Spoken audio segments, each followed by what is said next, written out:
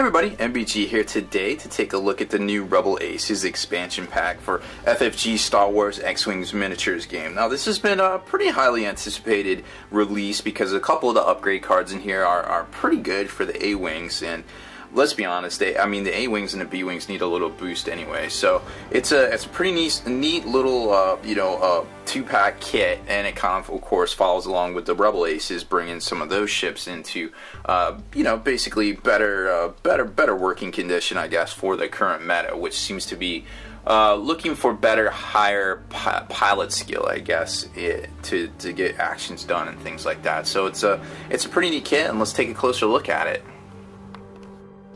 Okay, so here you can see some of the goodies you get with this set. Lots of new pilot cards themselves, special upgrade cards here, and then we've got, of course, the marker cards that go on the flying bases themselves.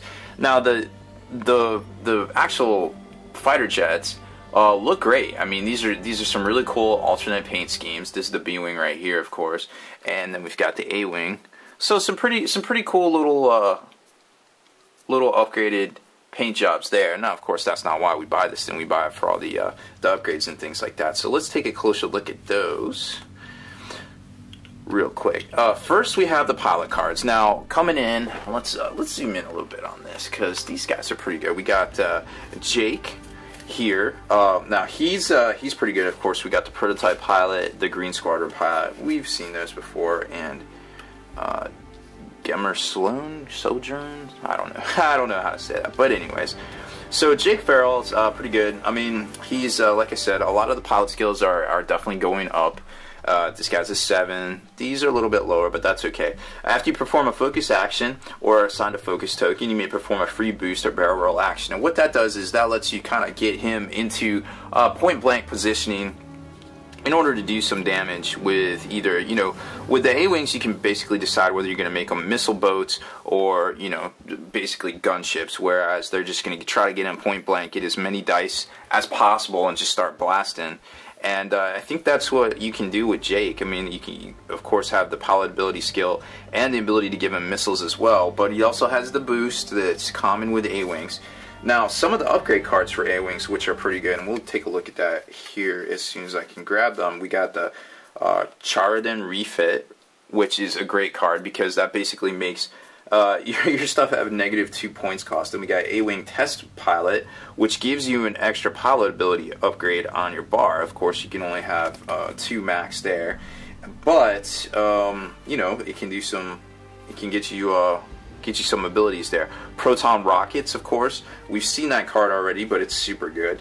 And Enhanced Scopes. Now, I'm not exactly sure if you'd want to put this on an A-Wing, but it's still pretty good depending on what you want to do. If you're going with the swarm mentality, that might be okay, but I'm not exactly sure if you'd want that on an A-Wing there. The other new pilot to talk about here, the Gemmer Sojourn. While you're at range 1 of at least one enemy ship, increase your agility value by 1. So, I mean, that's pretty decent. I mean, gets you up to a 4, you get rolling 4 evade dice and things like that. But, Jake's really pretty good. You can take him up the middle and you can do some damage with him. You can also give him a lot of different abilities here with these cards and existing cards. I mean, there's all sorts of different A-Wing combos you can do out there, and we've seen a lot of those in the past. So I'm sure these guys are going to make a splash. And then we've got the new B-Wing pilots, of course. The Blue Squadron's old, Dagger Squadron's old. Then we've got Nera and Kian Farlander, which is a pretty good card right there. I mean, when attacking, you may remove 1 stress token and change all of your focus results to explosion results. Now, of course, that being said, Opportunist card definitely comes into mind as an obvious combo there, because you basically stress yourself to get extra attack dice, and boom, there you go. You don't even have to spend focus or an action. You just do it. So that's pretty cool. Then we got a couple of new pilots here, as you can see. Oh, and the enhanced scopes as well. So we got the B-Wing modification here, which gives you an extra pilot card, and then they give you a couple extra pilots. We got the Kyle Katarn and the Jan Ors as well.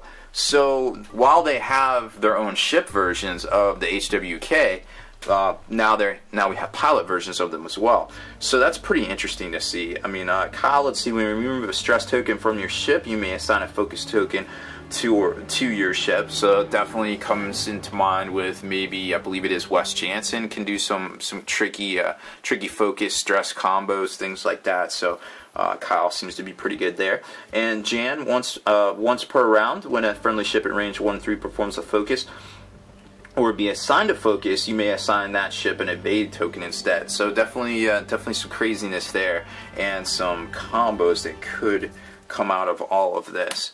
But overall, I think the Keelan Farlander is a good card. I mean, you can combo that with a lot of different things, and I don't think B-Wings are really meant to go off the gut like the A-Wings are, but definitely sweeping around the flank and just blasting into things is a real possibility with the B-Wing itself. You got to keep in mind the 1 agility is not going to do so well in direct combat, so you're going to have to pick those fights and really do well with that. Now, of course, you could always give him the boost upgrade so he could get around things and maybe not be as predictable as normal B-Wings, but I think if you're going to run B-Wings, this is the way to go right here. And don't forget the veteran pilot, veteran instincts, which gives you +2 to your pilot ability, which can really get you around some of these crazy TIE Phantoms out there.